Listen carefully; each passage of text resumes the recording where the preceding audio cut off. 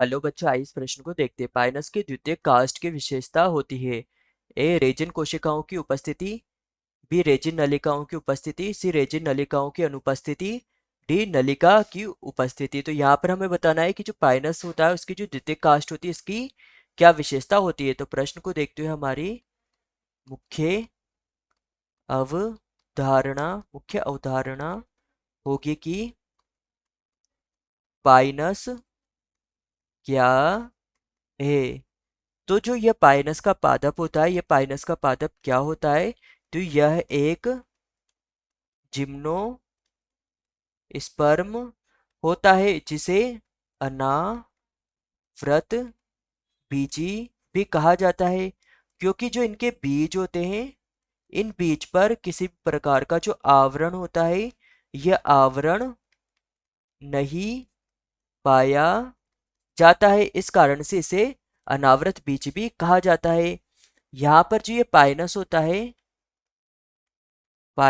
है, इस पाइनस को कोनी कोनीफर्स कोनीफर्स या कोनीफेरस के नाम से भी जाना जाता है। तथा जो ये कोनीफर्स होते हैं, इन कोनीफर्स का एक अभिलाक्षणिक अभिलाक्षणिक लक्षण होता है कि इनका एक अभिलाक्षणिक लक्षण होता है कि जो कोनीफर्स होते हैं, इन कोनीफर्स में जो रेजिन रेजिन नलिका होती है, यह रेजिन नलिका इन कोनीफर्स में पाई जाती है। इनमें यह रेजिन नलिका पाई जाती है।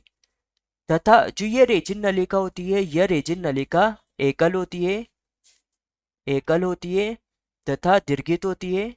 यह दीर्घित होती है तथा यह एपीथीलियम एपीथीलियम जो कोशिकाएं होती है, उन एपिथीलियम के द्वारा यह आस्तरित आस्तरित होती है।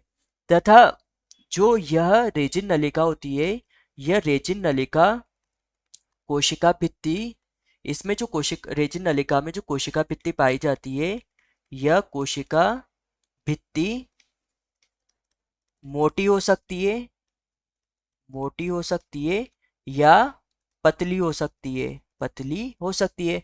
तथा जो ये कोशिका भित्ति होती है, इस कोशिका भित्ति के द्वारा ही जो रेजिन होता है, इस रेजिन का स्त्रावण स्त्रावण किया जाता है।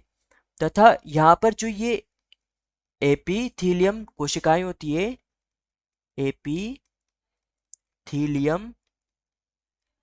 कोशिकाएं होती है, इन एपिथीलियम कोशिकाओं की जो संख्या होती है, इनकी संख्या 6 या 6 से कम होती है। अर्थात इनकी अधिकतम संख्या 6 हो सकती है या उससे कम 1 2 3 4 5 6 तक हो सकती है।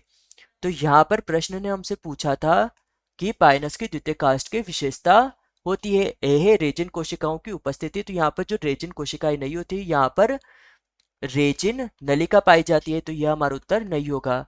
बी है रेजिन नलिकाओं की उपस्थिति। तो यह सही है क्योंकि यहाँ पर रेजिन नलिकाएं पाई जाती है, तो हमारा उत्तर होगा उत्तर बी। सी है रेजिन नलिकाओं की अनुपस्थिति। तो यहाँ पर रेजिन नलिकाएं अनुपस्थित नहीं होती, यहाँ पर रेजिन नलिकाएं उपस्थित होती है, तो यह हमारा उत्तर नहीं होगा। सी है नलिका की उपस्थिति। तो यहाँ पर जो नलिका होती है इसकी भी उपस्थिति नहीं होती है, यहाँ पर रेजिन नलिकाओं की उपस्थिति इसकी विशेषता होती है, तो हमारा उत्तर होगा उत्तर बी। यह हमारा प्रमुख सिद्धांत प्रमुख सिद्धांत होगा कि पाइनस में अंडाशय नहीं पाया जाता नहीं पाया जाता है क्योंकि यह जिम्नोस्पर्म होता है जिम्नोस्पर्म होता है व अंडाशय अनुपस्थिति अनुपस्थिति के कारण इसके जो बीज होते हैं, यह बीज नग्न होते हैं, इस कारण से इनमें आवरण नहीं पाया जाता है। तो आशा है कि आप इसे अच्छी तरह समझ गए होंगे। धन्यवाद।